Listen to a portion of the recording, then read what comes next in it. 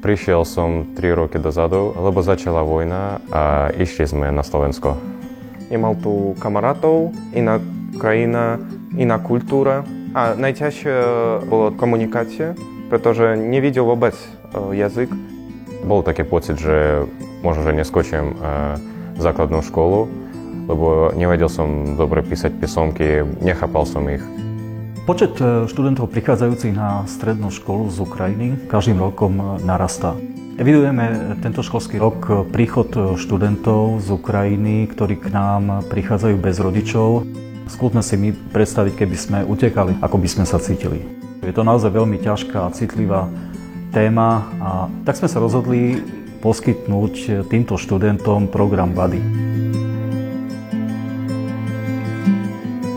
Je to program rovesníckej podpory, teda zapájame študentov, ktorí sú už vo vyšších ročníkoch a najmä využívame aj žiakov z Ukrajiny, ktorí poskytujú túto podporu svojim mladším rovesníkom, nakoľko si týmto procesom už prešli. Ja bol som v ich situácii a chápem ich a preto chcem im pomôcť, aby zvládli tú školu. Vďaka programu Buddy vieme predchádzať drop-outu, čiže predčasnému ukončeniu školskej dochádzky u týchto ukrajinských žiakov. Pomáha žiakom nájsť kamarátov, Slovákov a nebyť pri nich cudzincom. Naozaj ten program Buddy prispel k tomu, aby ten žiak sa cítil priateľnejšie v tej skupine, aby dokázal fungovať aj nielen samozrejme v prostredí školy, ale aj v prostredí, v ktorom sa ocitol, čiže v novom meste, v novom prostredí, v nových podmienkach a tak ďalej. Keď tu prišiel, to bol sociofóbom.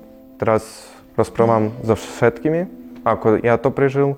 Oni môžu toto prežiť inak, ľahšie, so Slovákmi.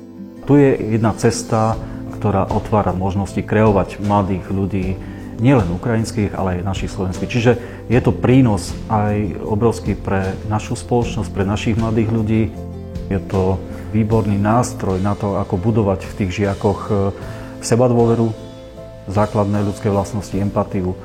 A aj v tých žiakoch, ktorí sú zverencami v programe Buddy, vyrastá nová generácia ľudí, ktorí sa v budúcnosti môžu zapojiť do takýchto programov.